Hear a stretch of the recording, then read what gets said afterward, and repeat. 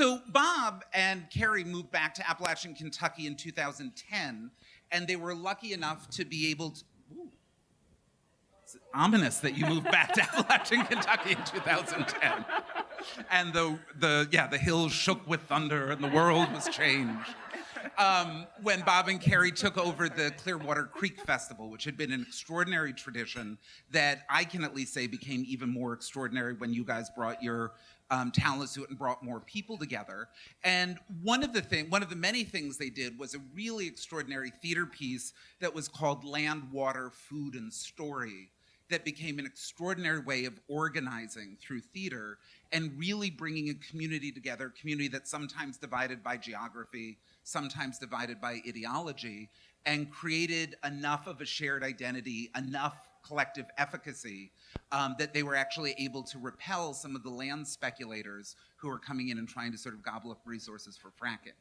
And so I'm just in great awe of Bob and great awe of the extraordinary panel that he put together. So with that, I just would ask you to join me in making him feel welcome and take us on a tour through Kentucky. Thank you so much. Thank you. Thank you, Jamie. Thank you, Goddess, for the cue out there. So we have been asked to bring a little bit of grounding of work that's happening throughout the state. We're going to do our best to do that within an hour here as you guys are having breakfast. So appreciate your all's being with us for a little breakfast conversation. Part of this grounding is a conversation, is stories, finding connections between what we're doing here in Kentucky, the lessons here in Kentucky, and how hopefully it might connect to some of the work that's happening nationally in this conversation. We're looking at models of creative placemaking, creative place keeping, place healing, place transformation in our work, and we represent different regions throughout the state, as folks will identify through our work together. So we're going to go through a quick round of introductions. My name is Bob Martin. I live in Rockcastle County on Clear Creek with my partner Carrie. Our entity is called Clear Creek Creative. I'm a theater artist and a film artist, a teaching artist, a cultural organizer. We do food site-specific events, social justice-oriented strategic facilitation, and a lot of listening to our community and to land and what it wants from us and how we learn from it and how hopefully in that meeting together we can help move forward. I am Landee Bryant, born and raised in Cadiz, Kentucky, far western Kentucky, a town of 2,000 people. Currently reside in Paducah. I'm the executive director of Maiden Alley Cinema. It's an art house cinema. The director of the River's Edge International Film Festival. We host the Cinema Sisters Film Festival, which is actually next weekend. We're also working on the restoration of a historic theater. I also own a store that consigns local and regional artwork, and I dabble in being a barista as well. Good morning. My name is Cassia Herron, and I was born and raised in Richmond, Kentucky, which is Madison County, just south of Lexington in central Kentucky. I've grown up as a young woman in Louisville as I came here for my undergraduate degree and have remained here minus 2 years of grad school. I'm a community organizer, and I've spent 15 years helping to support and grow our local food economy across the state, but specifically looking at how cities and I call our rural cousins can work together to enhance that work. I serve as a member of Kentuckians for the Commonwealth's Executive Committee, and with KFTC, I work on several different things here in the city, local government accountability and voter empowerment, and I'm really proud of the work that we're doing to help transition our energy economy, looking deeply in Eastern Kentucky, but looking at how that work looks across the state. My name's Robert Gipe. I live in Harlan County, Kentucky. I grew up in Kingsport, Tennessee, and East Tennessee. Worked at Apple Shop from 1989 to 1995 in Whitesburg. Work at Southeast Community College now in Harlan County, Kentucky, and we do a lot of different community-based arts projects. including a theater program called Higher Ground that uses oral histories and local music to talk about what's going on in the community. Also a novelist. My name is DeBraun Thomas. I'm a native of the San Francisco Bay Area, but I've been living in Lexington, Kentucky since 2008. My mom's family is originally from Adair County, so I do have roots here. I moved here in 2008 to attend the University of Kentucky. I'm a musician, organizer, radio producer. I work for Kentuckians for the Commonwealth, but I also led a movement in Lexington called Take Back Cheapside that removed the Confederate statues that stood on the site of a former slave auction block. Awesome. Thank you.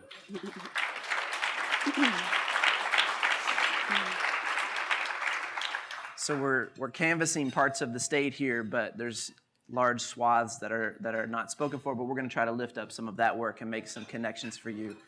I really appreciate that we started yesterday with story circles. Thank you, Apple Shop, for bringing that work. It's definitely work that has really buoyed me. The story circle process I learned from my Alternate Roots family, and Alternate Roots learned it from the Free Southern Theater, John O'Neill, Dr. Doris Derby, Gilbert Moses, coming out of SNCC work in the Civil Rights Movement.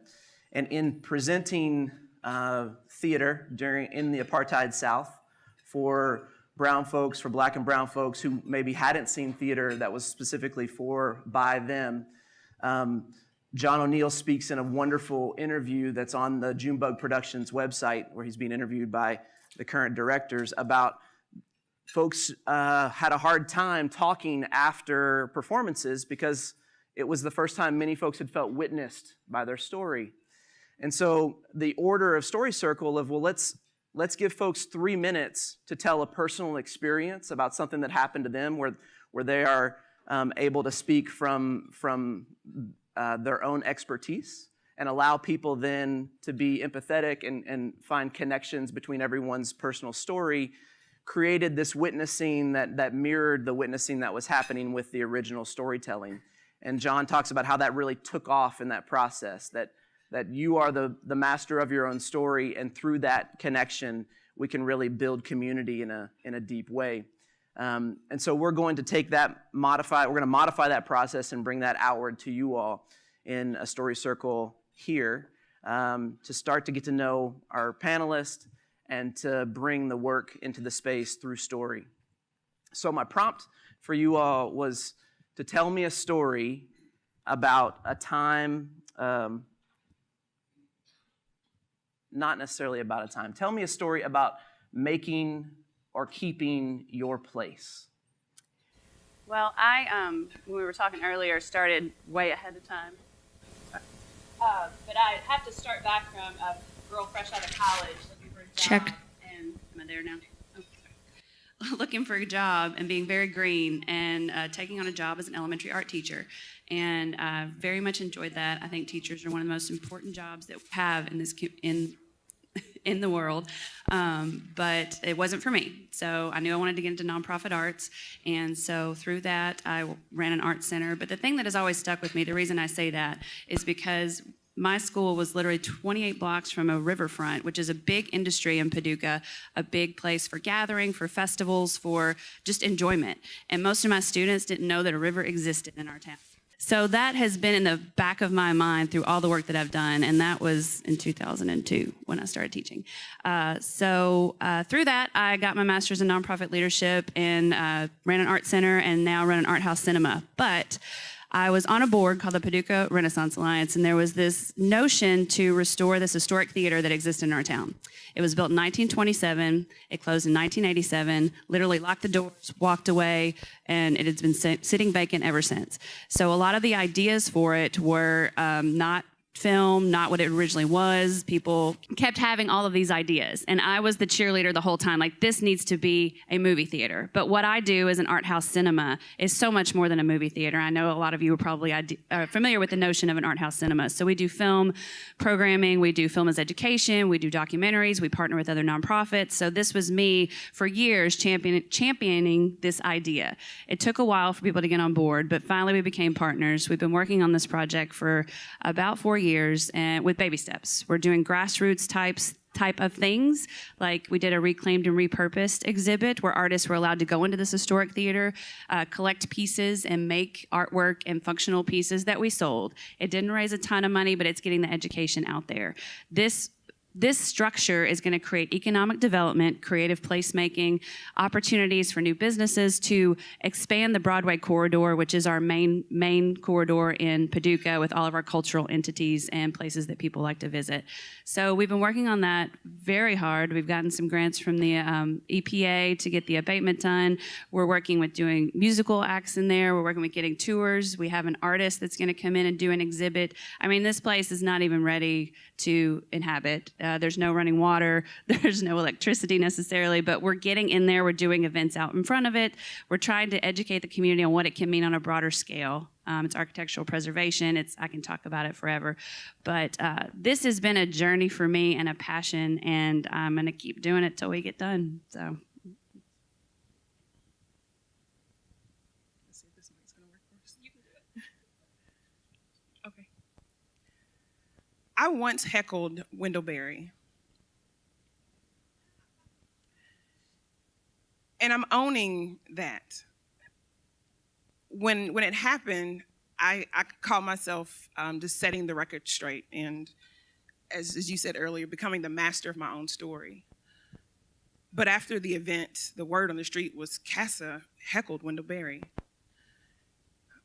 So let me set up the story. So Mr. Berry found himself on stage with Mayor Greg Fisher, who I heard that you guys got to hear yesterday, as well as a woman named Caroline Heine, who was then working with Stephen Riley and Seed Capital Kentucky. It's an entity that was created to support both farmers and food entrepreneurs who were needing support in the local food system. And there was a woman out of New York who had authored a study that Seed Capital paid for that essentially captured the local food demand in our city, how much money is here in the city in terms of supporting the local food system. And so they were at the main branch library, and this was sort of the beginning of the conversation. And Mr. Berry was going on ad nauseum about how great it was that he was on stage with the mayor of the largest city in the state, and that we were having this discussion about the role of local government in supporting farmers in the local food system. And so he had gone on and on and on about this list of great people who had made it possible for him to be there, the local judge executives, folks in local government, some wealthy philanthropists in the community. And he got to the end of his list, and I just stood up and I said, I don't think I stood up. I think I just said, Community Farm Alliance. And CFA is a statewide grassroots organization, membership-run organization, and I had been hired 10 years ago to work in communities in Louisville who didn't have access to great food, let alone local food, and do organizing work with farmers to create farmers markets in what people call food deserts. I like to say that they're neighborhoods who have limited access to food.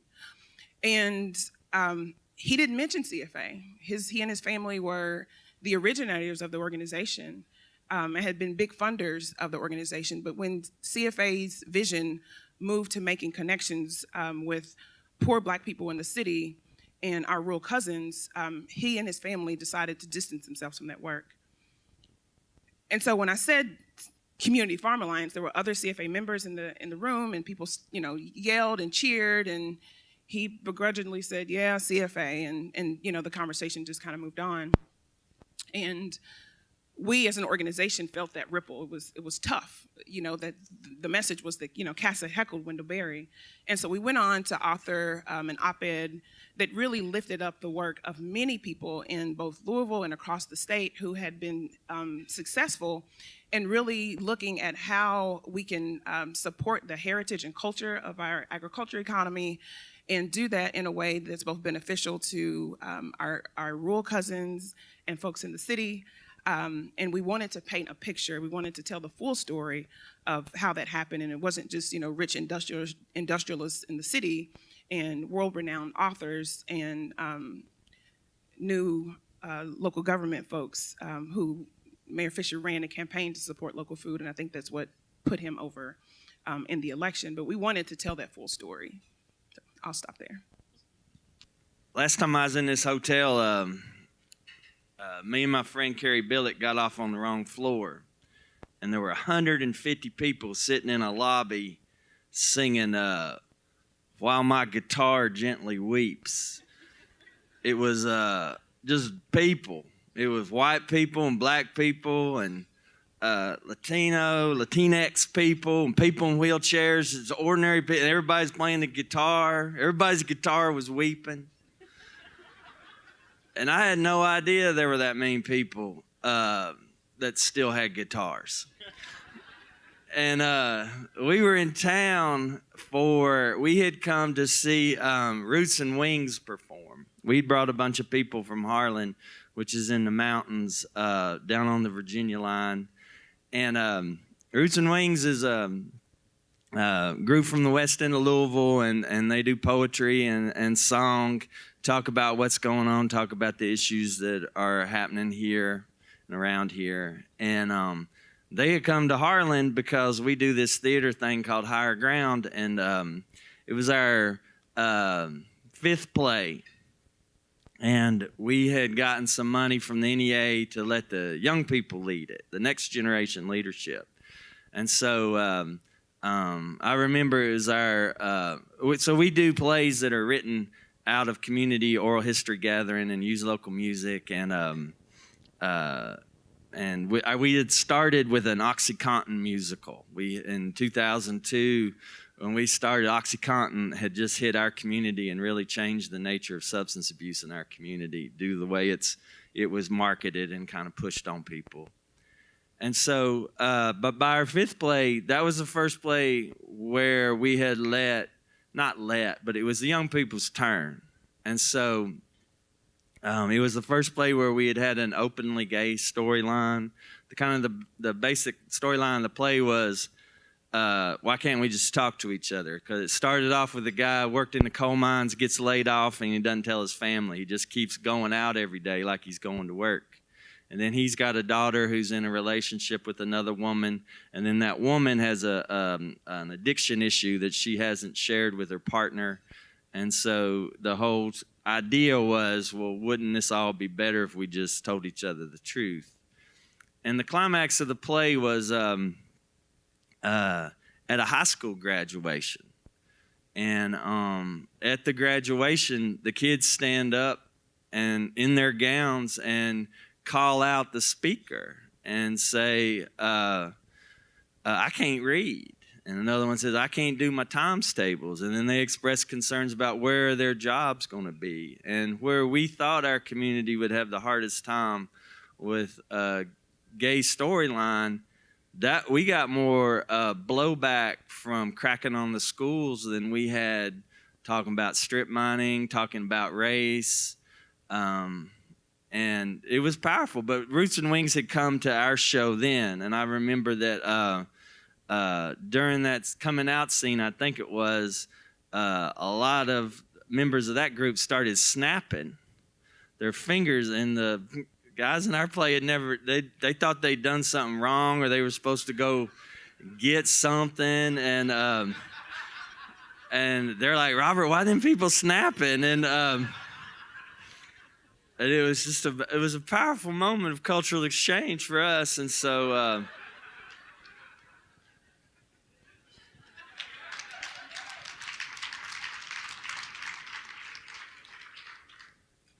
you know, I'd say to your point about guitars, as a black guitar player, it's hard for me to, you know, let people know that I don't play bass or the blues. Microaggressions are real, y'all. So, you know, I want to talk a little bit about, you know, place, specifically in Lexington, when it comes to the conversation about Confederate statues. Right. White supremacy shows up all the time. And I made this really weird analogy that I didn't want to make when we were talking earlier, and I was like, I'm going to make it anyways, using Black Panther. Right. Spoiler alert, the movie's already out on Blu-ray. So if you haven't seen it yet, that's your fault. So, like, we can say that black people are Killmonger, right? Just trying to do our thing. And white supremacy shows up like T'Challa being like, I am not dead. I never yielded. And, oh, that made some folks uncomfortable. Sorry. And so we talk about why these statues were put up. We talk about why we're still having to wave the Confederate battle flag.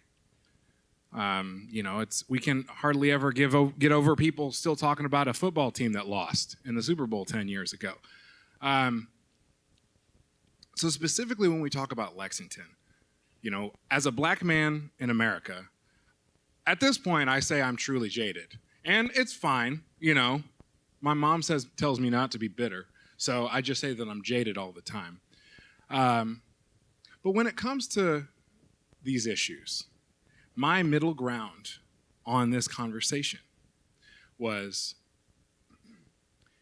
if we can't come to a middle ground of statues of two men who fought to uphold slavery, standing on a place where slaves were sold, if we can't agree that that's messed up, I can't have a conversation with you. I'm not talking about erasing history. In Lexington right now, I'm just gonna go ahead and call her out. There's a woman running for city council in the 11th district right now. Her name is Sandy Schaefer. Last year, she was on a radio show, Lexington Community Radio, and she was talking to folks from the mayor's office, and they were talking about Cheapside. And she was talking about how cool it was that there are tunnels underneath the area where the courthouse is, and how mundane the history of the courthouse was. White supremacy is alive and well. And by saying that, not only are you denying the existence of the black experience, you're continuing to hide history. We don't want to change the narrative, we want to change the narrator. And when it comes to Cheapside, a lot of the events that happen there, a lot of the events that happen around there aren't particularly inviting to people of color. And so while lots of people will say, oh yeah, you were working to remove the statues, no, we were working to make that space inclusive for all people. And that starts one day at a time, and by having events and having, telling the real history of what really was going on.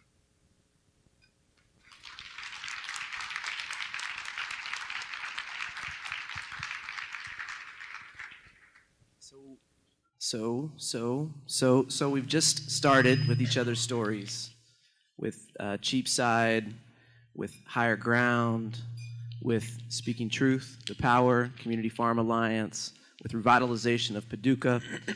We've covered some of the state. In putting this plenary together, the question was asked by Adam and Carrie, what are the lessons that Kentucky has that resonate or connect to this national conversation? What are the things that you are seeing and hearing? And I turn that to you all in relation to the stories that you've heard here today. What are some of the things that you're pulling out of these that we want to lift up for our cousins?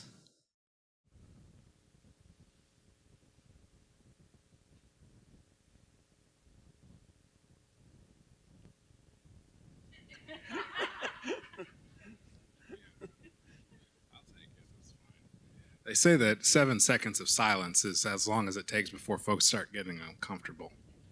I really want to lift up Cassia's story because, I have this running joke with my friends that white people love Wendell Berry. And I mean, it's true, but Bell Hooks is also from Kentucky, so why can't we celebrate her too?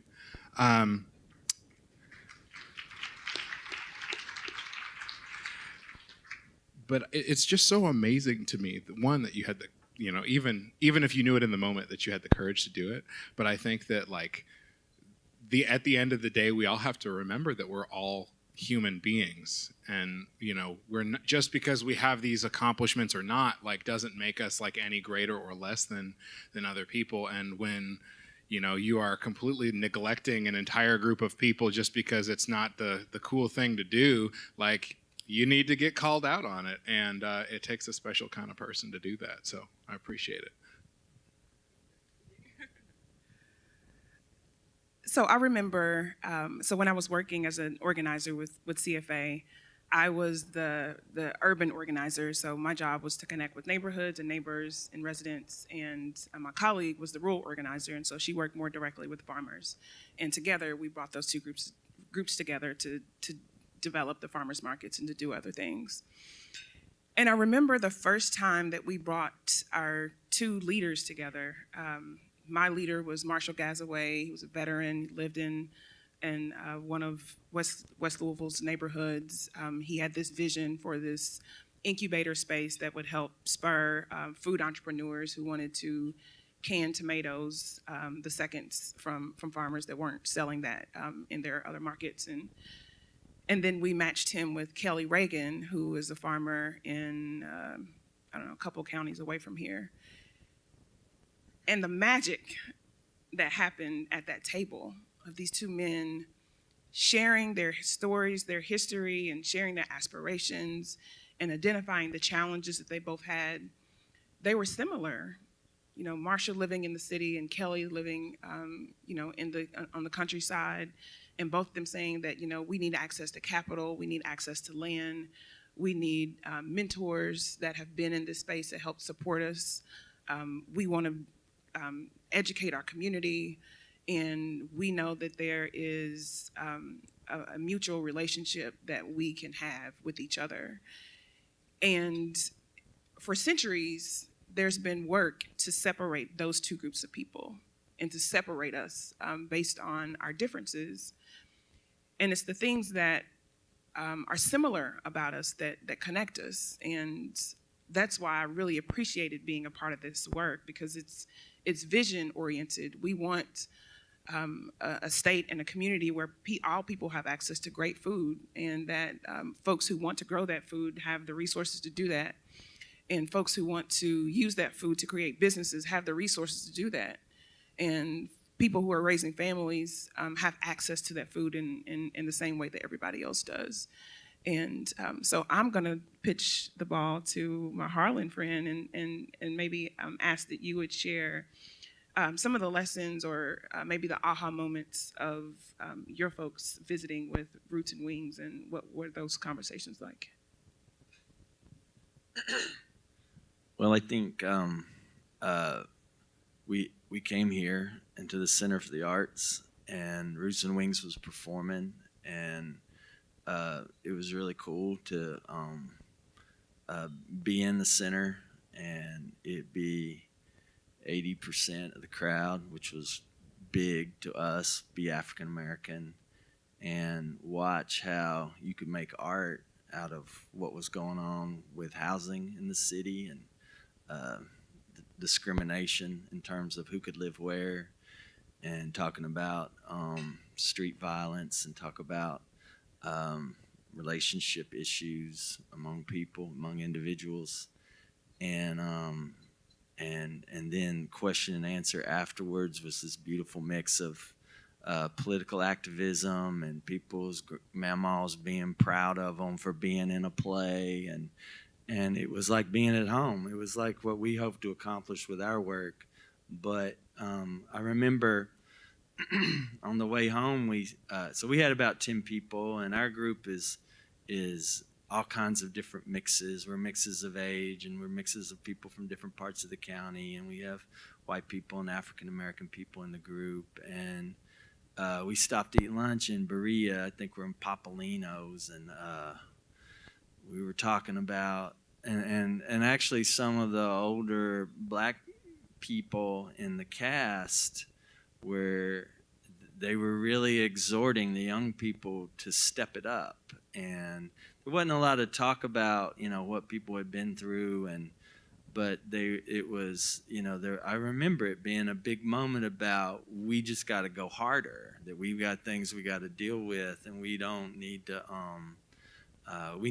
one of the things about our group is, because our community is a community where we try to respect each other's traditions and each other's beliefs, that we were constantly working in our storytelling to find a way that people can hear what we're talking about, right? I mean, because because we live there and we want the place to move forward, you tell the truth, but if people can't hear it, if people shut down, then our group, at least anyway, felt like, that there's a missed opportunity. So we were always trying to present our community as it could be, but in a way that people might could hear. We tell a lot of jokes and we play a lot of music, but anyway, there was after that there was a certain urge to be more on it and to not miss the opportunities to talk about what's happening. And it's interesting. It kind of how it has come out with our group is. I guess what we're talking about at some level is toxic masculinity a lot more, but we just call it people being man babies. And there's some issues with that in our community. My name is Robert. I've been a man baby. But anyway, I do think that that it was about it was about voice and how to use your voice, and it really did make a difference. Well, I wanted to lift up on the statewide level the Kentucky Rural Urban Exchange, which was a big part. Which was a big part of, I think, Kentucky or Paducah getting more known in the state. We're kind of over on the other side. I think a lot of people forget that we exist and how rich we are with arts and culture. So that created an environment where people traveled to Paducah, and I can't even tell you how many times people, I didn't even know. I didn't even know it was this rich, how amazing it was. And we have several events that do that. Our Rivers Edge International Film Festival, the Cinema Sisters Film Festival, which is in its third year next weekend, brings people in from all over the world. But that exchange, basically, for those that don't know, you get partnered with contemporaries across the state that kind of do similar work to what you do. And they come to your community and you go to their community, and there's really rich moments of interaction, both social and very targeted and structured. And it changed my view of my community. I got to see it through other people's eyes, which I think is invaluable. But then on a local level in Paducah, our Visitors Bureau does an amazing job at getting us on the national stage for what we do. We are a UNESCO Creative City of Craft and Folk Art, and that has given us the opportunity to partner with sister cities across the globe. In a little town in Western Kentucky, it still blows my mind. Some of the artists that come to my venue, musicians from Bologna, Italy, have played in a little 114-seat art house cinema in Paducah, Kentucky, and that is pretty dang rad. So yeah, this is why we're trying to grow. The Columbia is so important to us, but it takes a village, and I think everybody knows that. I think I even come to Louisville and see everything that they're doing, and we have like an art house cinema in Paducah, and there's not even that kind of structure necessarily in Louisville. So we're pretty badass. I'm sorry, I just cussed. And want to flag also in the higher groundwork how being on it has manifested, and now you all are curating a giant workforce development grant and program as well that I think is worth lifting up. And I'm glad we brought up Bell and Wendell and their work. It's in our programs as guiding text that we're looking at throughout the week. I have the privilege of getting to meet and know both of them. Belle is a neighbor and a friend, and I love and respect their work as artists. I think artists' work should be challenged. And we talked some in preparation for this panel about whose shoulders do we stand on in this work. So in Belle's writing, something stood out to me that I just want to lift up here.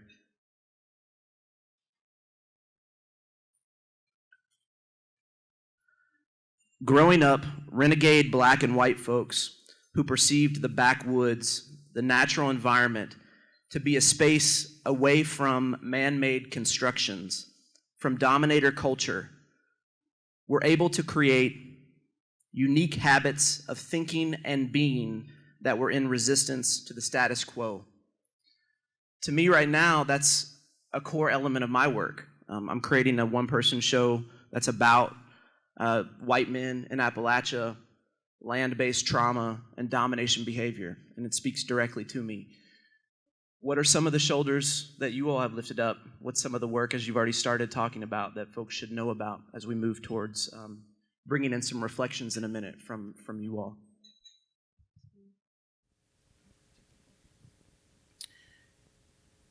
So I wanted to lift up two people. One is, they're both are new for me. One, her name is Alberta Jones, and she was the first Black prosecutor here, and she was Muhammad Ali's first attorney. And she was murdered, and her case remains unsolved. Recently, a few years ago, there was a young woman who was attending the University of Louisville's law school who saw this wall of mostly Black men and this one woman, Ms. Jones, and she wanted to learn more about her, and she discovered that Ms. Jones was an ardent organizer of independent voters, and that's work that resonates with me. And as I said, she was from the community. She was from West Louisville. She was, neighbor of Muhammad Ali's family. And so, yeah, why don't you write up this contract for me? So that was, kind of the relationship. And she, what this woman has discovered about her story, and she's actively pursuing a book that documents Ms. Jones's life, but also is helping to hopefully uncover who was responsible for her murder. But the story goes that Ms. Jones got a call late in the middle of the night from someone in the community that said, I was just arrested. I need you to come down and help me get out. They're gonna lock me up. And she's like, it's 11 o'clock. I can't get there. I'll see you in the morning. And this person, kind of continues to kind of put pressure on her where, you think you're better than everybody else now. You got a law degree and you don't have time for me. And so she left her home and she never returned. So I appreciate her story, and I appreciate this other woman that's uncovering her story. And I appreciate the work that she was doing, particularly in terms of the independent voter work. Nobody really talks about that when folks are talking about her story. And then the other story, or the other person, is a gentleman. His name is Nathan Green. Has anybody heard of Nathan Green? He was a slave that taught Jack Daniels how to distill whiskey. And his story has been recently uncovered by a young woman, one young Black woman, who I think is trained as a lawyer. There's a great story in the New York Times that covers this story. And Brown-Forman has recently celebrated this history and are trying to figure out the best ways to do that with the help of this sister who uncovered that. And so those are two people I just wanted to lift up.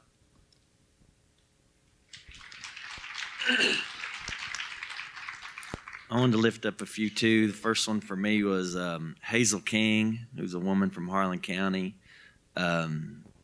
Strip mining, there didn't used to be any laws about reclamation of strip mines after they were done with them. And eventually during the Carter administration, a law was passed at the federal level. And the first strip job to ever get shut down, a woman called the inspectors from Harlan County, and her name was Hazel King. And then later a coal operator stripped on her property without her permission, and she ended up winning a settlement in court of several $100,000, and she spent that money bringing journalists and other people who were interested, and she would buy airplane rides and she would buy helicopter rides for people to fly over eastern Kentucky. And she believed fervently that if people could just see it, they wouldn't allow it. And so she took it as her life's work to make sure that people saw it. And I know that when I was at Apple Shop, she paid for several people to do flyovers and document what was going on. I wanted to lift up Rutland Melton, who's one of the people that exhorted our youth to get busy. He's a Vietnam veteran that had a son get killed at a party trying to break up a fight. He got shot and killed, and was having a real hard time with that, and got in our theater productions, and gives us a lot of credit for how theater could help save a life, he says. And I also want to lift up Dawn Nunez. She's from Louisiana, married a Filipino doctor in Harlan, raised 4 kids in Harlan. And she encouraged her whole family to be in the first higher ground. And when we were depicting doctors recklessly prescribing OxyContin, she persuaded her husband to play the part of the doctor on stage. He was flinging prescriptions willy-nilly while the rest of us marched like zombies across the stage, passing bags of money to him. And their family, you know, they paid a price within their own social circle for that. But and then the last I would hold up is everybody that I worked with at Apple Shop, and all the people that that Apple Shop portrayed over the years, not just the artists, but also the people that were in those documentaries, from Elizabeth Wooten to Ray Hicks to Evelyn Williams. It's an amazing body of work. I hope it doesn't get lost.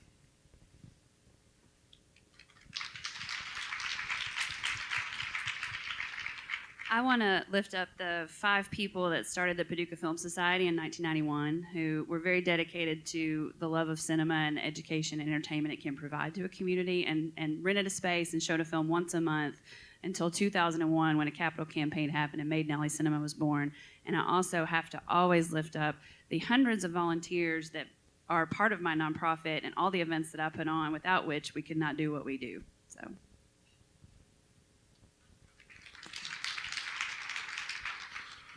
Well, I'd have to lift up my mom, who, if she was watching right now, would hate my posture, but it's only because that light's so really bright. You know, there's a lot of people that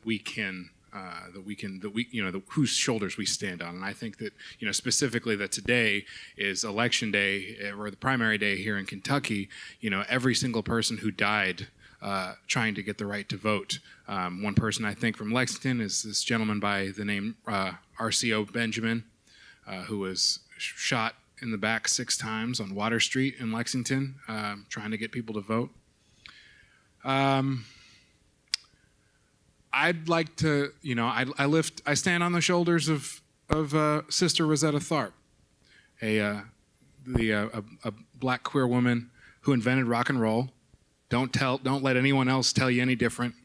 You know, she was doing what Chuck Berry was trying to do 10 years before him. I also, are there any Alpha Phi Alphas in the room? Okay, so I'm not a member of the fraternity, so I'm not gonna throw up any hand signal because I might get shot. But specifically at Cheapside, the bricks that were laid to the courthouse were laid by Henry Tandy, whose son, Vertner Woodson Tandy, was one of the founding members of your fraternity. And I also like to give a shout out to someone who, you know, being from the Bay Area, I consider myself a student of the Panther Party. But I think that the most influential Panther to me was from Chicago, a young man by the name of Fred Hampton, who I was in Chicago a couple earlier this month, and just real short story. I find it extremely hilarious that in 2006, folks were trying to get a street name to him, and the city of Chicago said they didn't want to do it because, you know, for various reasons, and so they ended up making a street name in his hometown, which is just south of Chicago, and they made a statue.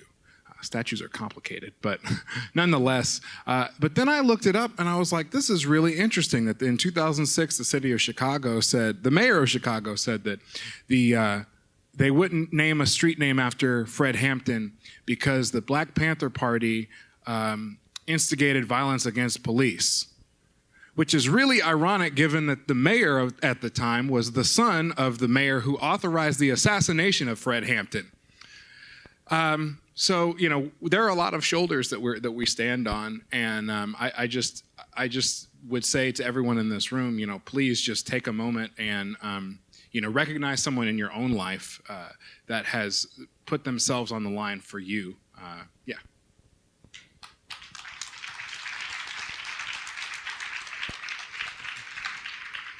I was going to tell a quick story off of that, because I think one thing that's important to understand about Kentucky is how important networking is to people here. One of the guys that a lot of us in Eastern Kentucky stand on the shoulders of is a man named Joe Begley. He owned a store in Blackie. He also helped organize against strip mining. He's featured in the Apple Shop film On Our Own Land. And I was standing with him at a square dance one day. He's a white guy. He's part Cherokee maybe. But we're at the square dance at the Carcassonne Community Center, and he said, you know, I remember one time we was down there at Highlander, and they had these folks in there from the Black Panther Party come in from California. And they were talking about how they'd organized the community to help make sure everybody got something to eat. And they helped organize the community to make sure everybody got their health care. And they had stuff for the kids. And I was like, man, what we need is us a chapter of the Black Panther Party up here in Blackie. So I come up here to this very school, Robert, and this place was full. We was having a community meeting talking about it, and I stood up, and people were asking, what are we going to do about this strip mine? What are we going to do about the way we're being treated? And I said, buddy, you know what we need here in Blackie is a chapter of the Black Panther Party. He said, Robert, you should have seen them, buddy. They was jumping out these windows trying to get out of here. Also lifting up the work of Ann Braden and the Ann Braden Institute from our conversations, and lifting up the work of the Appalachian poets, speaking truth to power, particularly in the face of right-wing takeover of state government. These are fantastic stories, and thank you for sharing a little bit of your story. Thank you for bringing up that it's primary day. We talked about what's at stake in our communities on primary day. So just maybe as a quick close before we get one or two reflections from the crew, from the audience here, what's at stake for you all today on primary day? So here, what's at stake is turning our mayor, is shifting our mayor. We have a candidate that we're voting for, the folks that aren't happy with our mayor. And it's going to be a long shot that Ryan Fenwick wins the Democratic primary.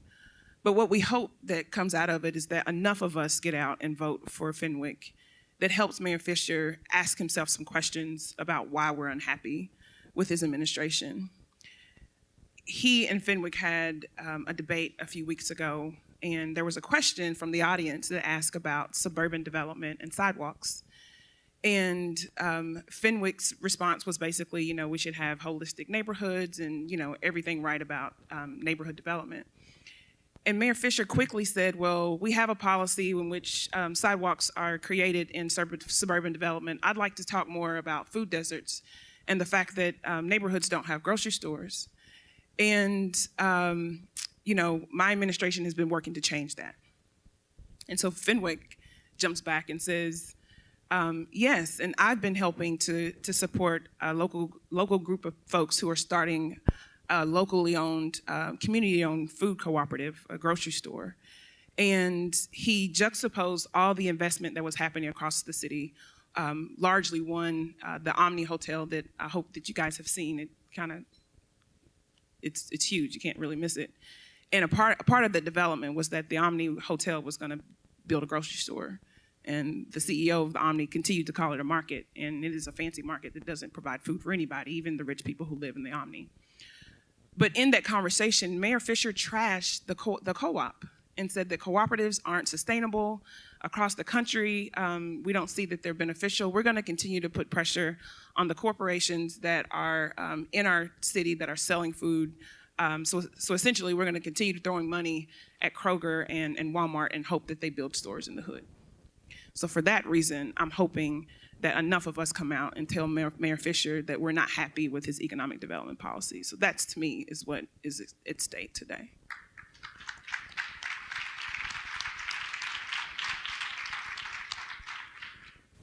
Well, I should have lifted her up before, but our current mayor in Paducah, Mayor Brandy Harless, has done an amazing job advocating for the arts and the importance of cultural movement forward. And I can't even imagine, just knowing her personally, she's the youngest mayor, second youngest mayor in the history of our community, and is very well spoken, very out there in the world, very pro arts. And so that's really as far as I'm going to go on the political conversation. But I would like to just lift her up and say I'm very thankful for her and the work that she does in our community, especially when the national landscape is, yeah.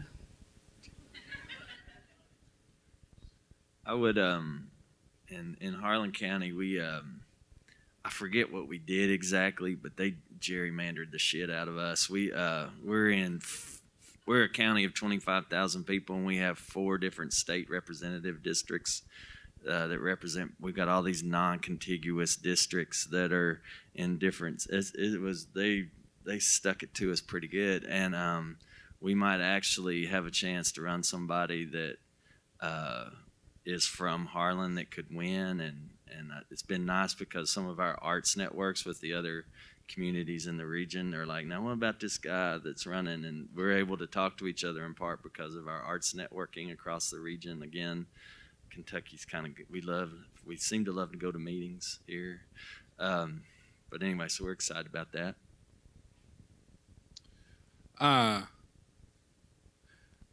You know, I keep having conversations with folks about how like engaged people are now because of the election in 2016. And of course, the jaded black man in me is like, y'all should have been listening to people of color and marginalized people like forever. But what's at stake? Well, in Lexington, I think that this is a really exciting time politically because one of the things that I wanted to do coming off of the removal of the Confederate statues, or whether or not we succeeded, was that it was for people to see that change is possible and you don't have to have a superpower, even though I wish I was bitten by a radioactive spider. You don't have to have a superpower to be able to make change. And some of my friends aren't on the ticket and won't be until the general election, but even in our primary, there are just regular people who are running because they want to make change. People who have no political experience, but have community experience and have ties to, you know, what people really need and what people really want to fight for.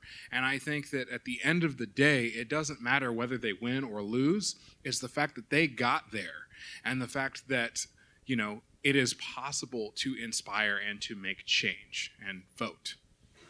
Thank you.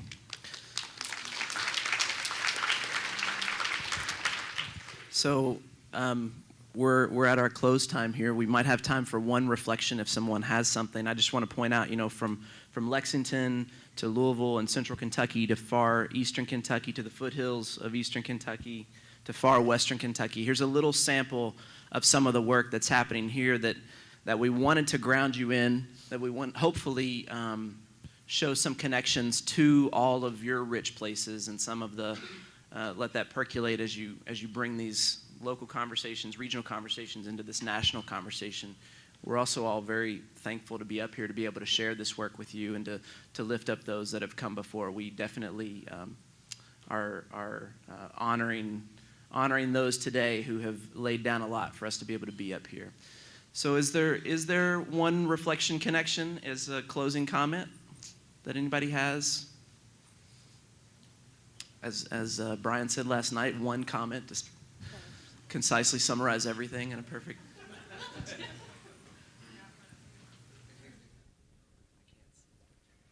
I just wanted to, hi, my name is Richard. I'm from Kentucky as well. I'm from Lexington, a town about an hour to the east of here, where DeBraun's also from. I just wanted to thank you all for sharing the really great work that's happening in our state. I think it's really wonderful to have all these people here celebrating this work, and especially celebrating this work in Kentucky, and to have such a really amazing panel of Kentuckians up here is really, really inspiring and has me a little bit misty back here. And I want to say one thing that's a little bit self-serving, I suppose. A number of names that have been mentioned up here, whether it's Brandy, the mayor of Paducah, or Ryan, who's running against Mayor Fisher, to a number of you all up there, are all part of a really amazing network that came up called the Kentucky Rural Urban Exchange. And I feel like it is a really amazing example of the type of connection and grassroots work that's happening across the state to bring us together as a Commonwealth. And I guess I'd like to add on to that today is Kentucky Gives Day, which is a day in which people are contributing to nonprofit organizations and groups that are doing this kind of work all across the state. And RUX as an institution is a part of that. So, there are so many organizations that are doing really great work across our state. And to have all of you all here, it would be really great if people would be inclined to support the really great work that's happening here, even if it's just $1 or $2. But seriously, it's really, as a Kentuckian, it's so amazing to see the narrative of our state being driven by narrators like you, as opposed to a lot of people that have been narrating what our state and Commonwealth is for a long time. So I just really want to thank you all and celebrate and lift up all of the really great work that the 4 or 5 of you all are doing. So thank you all so much. Thank you. Thank you, DeBraun. Thank you, Robert. Thank you, Cassia. Thank you, Landee. Thank you, ArtPlace.